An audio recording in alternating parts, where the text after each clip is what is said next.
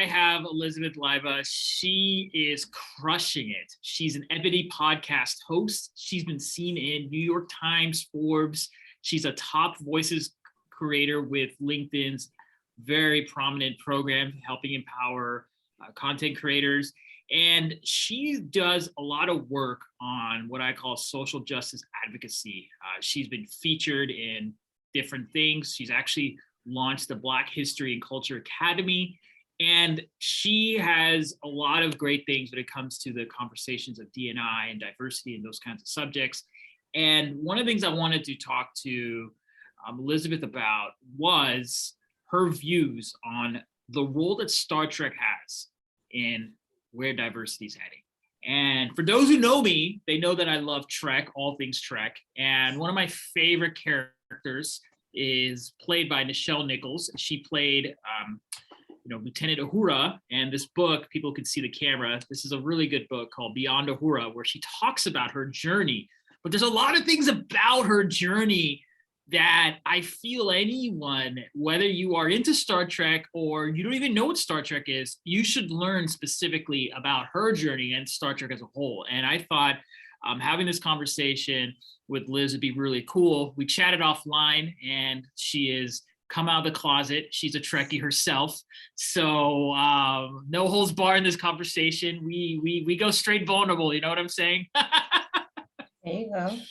So first off, Liz, thank you for joining us. I have a quick question. How did you get involved with watching Star Trek? Where were you in your life?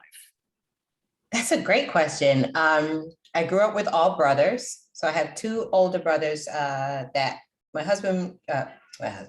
my dad had a previous wife. So he had two sons. And then when he married my mom, it was me and my two younger brothers. So I always was around all boys and they were into like video games and science fiction and comic books. So I just always was into like my younger brother had like a humongous comic book collection.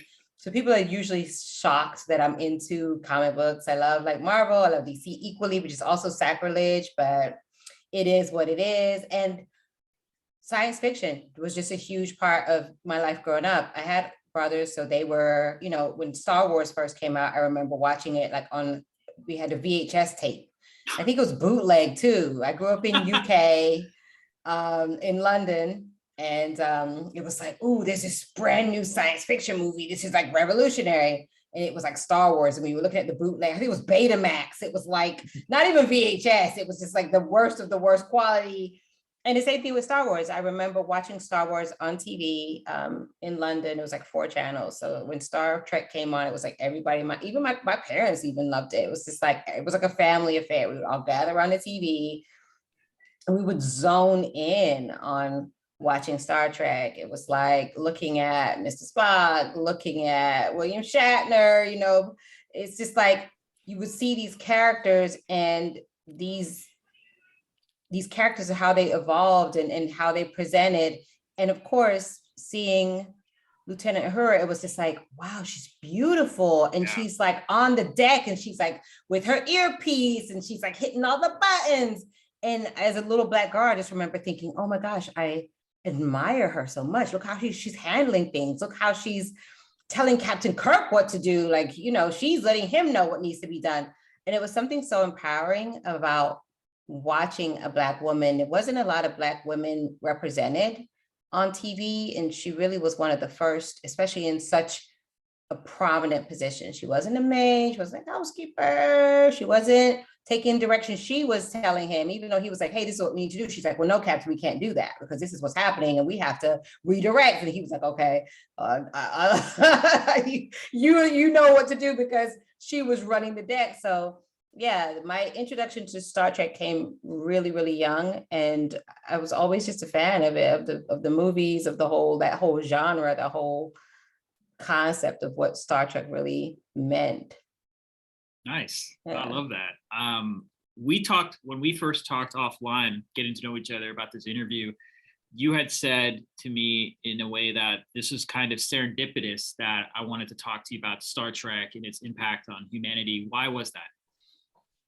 because a lot of times when I'm talking DEI, I've shared this, and like I told you, innumerable times, I've shared this over the past year and a half, and I usually get blank stares from people. So when we connected and you said this, I was like, oh, this is kind of scary, because I say this all the time, and I don't think I've ever had somebody agree with me. They're kind of like, oh, okay, yeah, that's interesting, but they're kind of like, so anyway, let's talk about unconscious bias. Or what about white privilege? But yeah, I've always thought, a lot of times when I have these DEI conversations, I usually wrap up by saying, wouldn't it be amazing if the world was more similar to Star Trek, where you have different types of people, obviously. So you have Vulcans, they're really smart. You have Klingons, they're very aggressive. You have all these different varieties of people that are interacting on the ship when they go off. But everyone's just interacting. You don't see a differentiation other than the character types of the people, the different types of people. So you know that, okay, if it's a Vulcan, he's going to be able to do some calculations. He's going to be able to tell you stuff, but that's just a part of his makeup. And no one's really saying, okay, he's better. So it's just really, well, that's what Vulcans are. They're very smart. They're very calculating. Klingons are going to come with their scythe or their axe or whatever. They're going to come ready to fight, because that's just a part of it. But there's really no differentiation. And I always think about that. Like, what if there was a world where even if our bodies look different, there isn't no hierarchy. There isn't that you see someone and automatically you're like, okay, that person needs to be at the bottom of the hierarchy. Everyone just takes each other at the value of what they bring to the conversation, of the value of what they bring to a particular situation. Like, hey, I might need a Vulcan to calculate something, but that doesn't mean that I need a Klingon too, right? Because if I'm going to go into battle, that's the person I want to have my back, but they're equally valued, because they both bring something equally valuable to any situation. And I need both. I don't need one or the other. I really should have both of them, one on my left, one on my right, if I'm going to be able to handle business. And I usually say that as one of the last things I say in conversation. And I usually get people that are like, yeah, I don't really know what you mean. So I was so fascinated by the fact that you reached out to me and said that, because I'm like, wow, that's literally one of the things that I always think about. I say it all the time. We need to be more like these imaginary created worlds that we see, but we haven't gotten there yet, unfortunately. What are some other things about Star Trek outside of Uhura and promoting diversity without trying to promote diversity? It was just it just naturally did it. What are, in my opinion at least, what are some things about Star Trek that you might want to share with your family or other people on, hey, like, this is not just some geeky sci-fi show. It's like there's some legit humanity lessons from this show. Yeah, I mean, Star Trek itself, just the way that, when you think about the cooperation, I think that was like always a big takeaway for me when I would see just the amount of cooperation. It's like everyone is working together. Aside from the aspect that everyone's different, it's almost like you have a ship that's like literally like a world. This ship is like this is like an ecosphere. Everyone's working together. And that idea of coming together around a common cause, I think, was always something that really resonated with me when I would watch it. Because I'm just like, cooperation, right? Teamwork. It's just like, if you think about everything that they had to do, it was always around this idea of like collaboration, around this idea of taking different people's ideas and then coming up with a solution.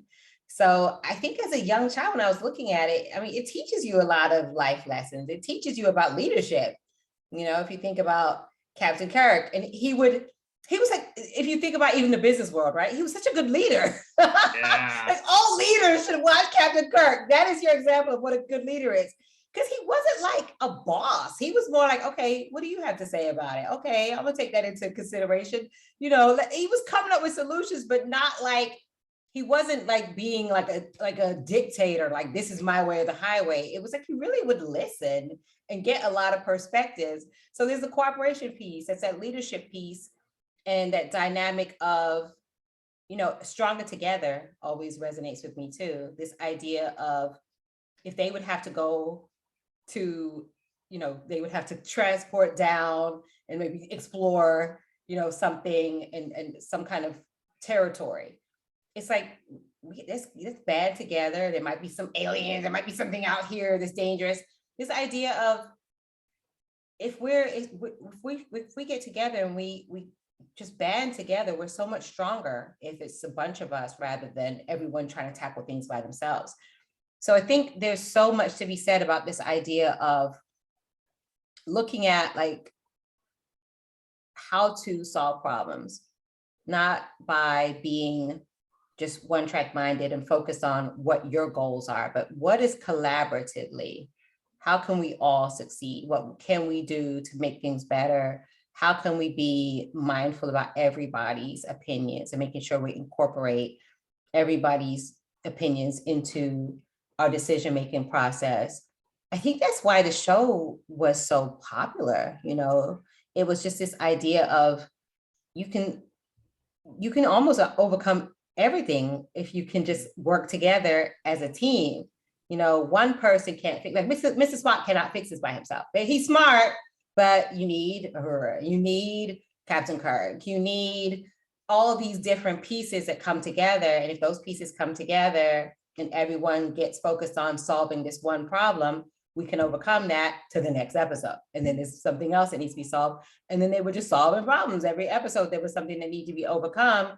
And by working together, they were able to do that. So I think that was always something that I took away when I was a child. I'm just like, if you kind of like band together, it's better, than just trying to go off and do things on your own.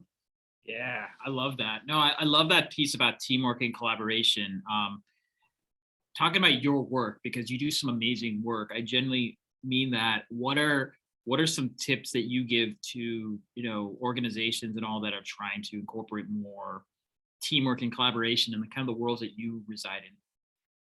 I think it's really important. I mean, it goes back to what I said about Captain Kirk, right? You have to listen.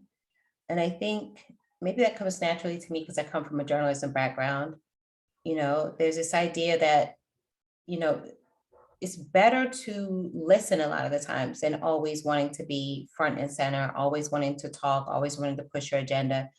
I think with organizations, when they're thinking about creating inclusive environments, collaborative environments that are able to pivot and change, especially now, there's been so many, pandemic has happened. There's been a lot of, social advocacy around equity across the country. There's a lot of issues with, disparity, whether it's in healthcare or other areas where people are dealing with food insecurity, housing insecurity, a lot of this in response to COVID, but also just, the economy and all the different pivots. There's a great resignation is happening.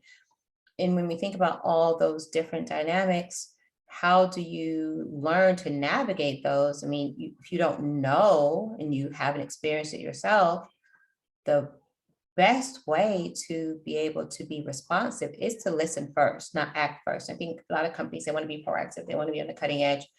But if you're acting without understanding what your constituents, whether it's your internal stakeholders or your external stakeholders, customers, clients, I see it in higher education all the time. It's just like, there was a kind of a shift of, are we going to respond to what students want? Are we going to stand our ground and think about what we want? We want people to get bachelor's degrees, right? That's what higher education is for. And a lot of Gen Z students were like, no, that's not what I want. I might want to get a certificate, a stackable credential, or I might want to get maybe a shorter program like a certificate, or diploma. So sometimes I think there's this thinking of, I know what's best, and I'm not going to listen because I am an expert. But unfortunately, I think when we think about clients and we think about organizations, they don't always know what's best. They don't know what's best necessary for the customer. They may know what's best for them, or they know what's best for, when they were XYZ. Same thing with working from home. We've always heard it's impossible to work from home. You have to come in the office. You have to be here because that's how work gets done. And the pandemic showed us that that's not true. And organizations are literally having to change the way that they do business. We see a lot of organizations coming out now saying, well, you're not going to ever really have to return to the office. So maybe we'll consider that like in a year or so. But right now, let's just do things that will work for your schedule. And it's unfortunate that it takes a global pandemic for leaders to listen, right? They need to be like William Shatner was and Captain Kirk, and just listen to the people that you work with and be a leader that is compassionate and wants the best for the whole team, not just what's best for themselves. Okay, that's a great overview. One more question on your profession, and I want to get back into some Star Trek characters. What does it take for someone to jump into your space? You said you're an expert. When you've done the work, I mean, I've online stalked you, like I mentioned offline. You are out there. I mean, New York Times, Ebony. I mean, your podcast is pretty dope, and there's recognition by LinkedIn. I mean, you've clearly made a name for yourself. But if someone who wants to get into your field, they're passionate about it, but they don't have the street creds that you have yet, at least, what advice would you give that person? I always feel like it's best to follow your passion. Be real authentic in everything that you do. And it goes back to this idea of listening and being a willing student. I think sometimes people have a passion for something, but you want to jump in feet first before they've really taken the time to understand what this work is all about.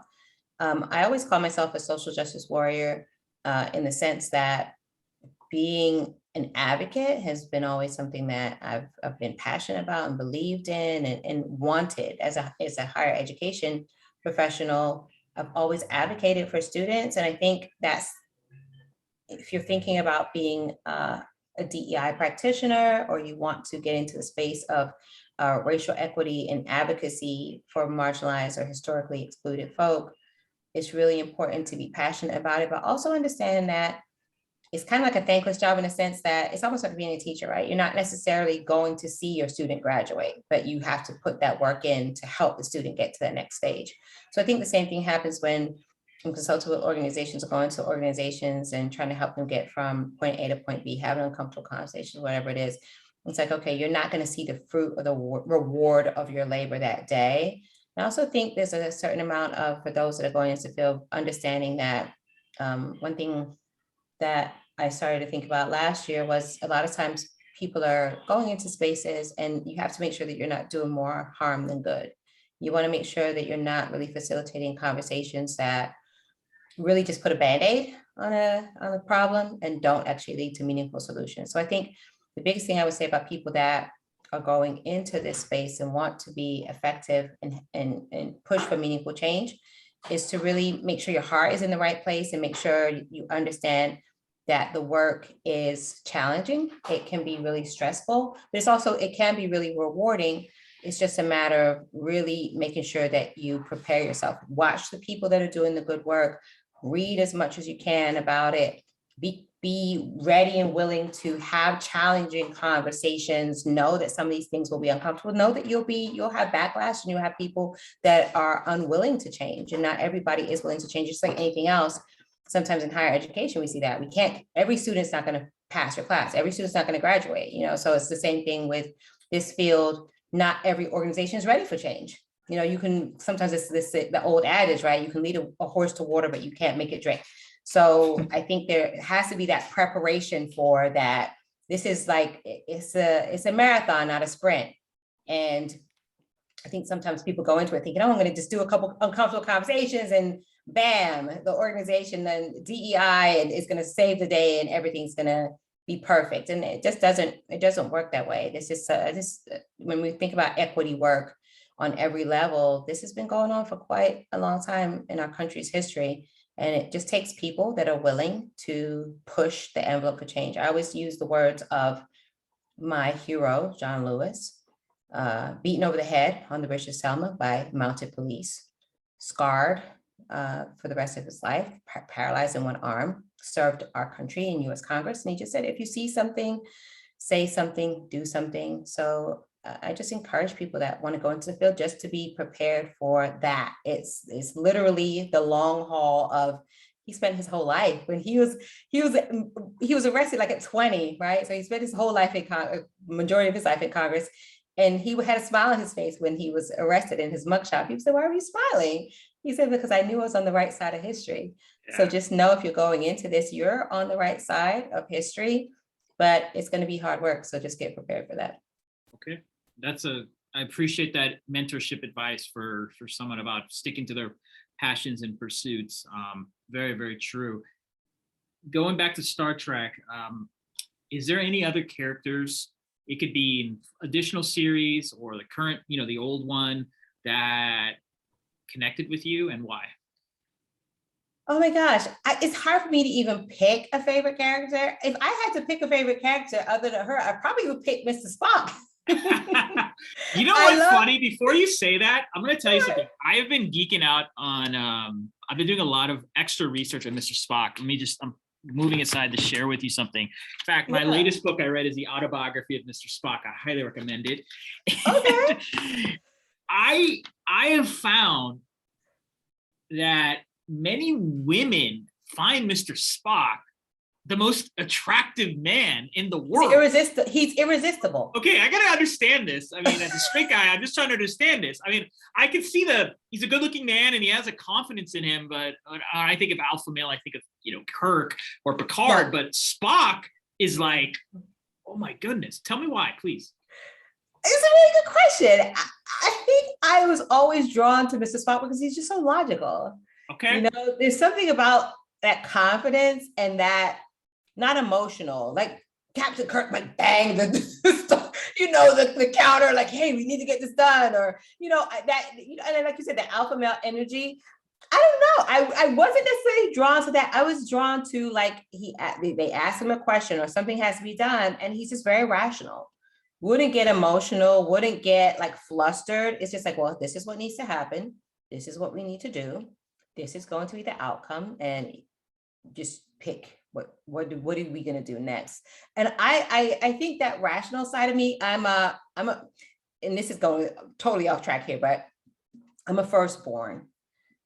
Even though I have like an extroverted personality, I'm actually an introvert. So I kind of turn this on when I'm ready. But after this talk that we have, I'll probably go take a nap because I'm an introvert by nature. So even when I was teaching courses, I've kind of taken a pause now because of the pandemic, but in a college classroom, it takes a lot out of me to do a lecture because it's not in my nature to really be on like that. So as an introvert, as a firstborn child who always had to be in my set because it was like 3 of us, I was the oldest. I always had to be kind of like the one that was a little bit more steady and taking care of everybody else and making sure everyone else was cool. And that kind of attracted me to him. Like, okay, that's someone I can relate to because he doesn't get swayed by emotions. He doesn't get swayed by, and even in my work, when I'm in the classroom, students sometimes will challenge you, or you have to be able to navigate very challenging situations. The same thing with this social justice work. A lot of times you get pushback. I've been called the N-word, I've been called a B-word, I've been called a C-word. I've had people tell me go on a date with O.J. Simpson. Well, and I'm like, well, I'm a happily married woman, so I wouldn't necessarily be going on a date, but I don't know, do you want me to be killed? Like, what are you trying to say? I don't understand it. Sorry, I don't mean to interrupt, but what is O.J., why would someone, I understand the unfortunate bigotry that you've experienced, that the people have shared that. I'm sorry to hear that, but I don't understand the logic when someone says, go date OJ. I don't understand that. Explain that to me. The thing about trolling is I never understood, from me being on social media, I never understood how perverse that is. Like, people will kind of go in your DMs and make these really weird innuendos. So I'm assuming that the innuendo was, if I go on a date with OJ Simpson, he will kill me. That's what I'm assuming this person was trying to say, because he said OJ just got out of jail. I've had someone tell me, if you're going to criticize America, why don't you go to Africa and solve female genital mutilation? Like, I was laughing because it's just so ridiculous, but you get people that are saying the most obnoxious and weird things. And I think what a part of that rational side is that, for me, when I look at Mr. Spock, it's like, there's a person that, regardless of what comes at him, he's just always steadfast. He's just, this is the goal. This is what needs to get done. I'm going to tell you, these are the steps. And I think a lot of that resonates with me, because I think in my work, it's just like, well, I'm unemotional. I'm passionate about what I do, but at the end of the day, there's nothing anybody can say that will sway me from doing what I have to do, because, like John Lewis, I know what I'm doing is right.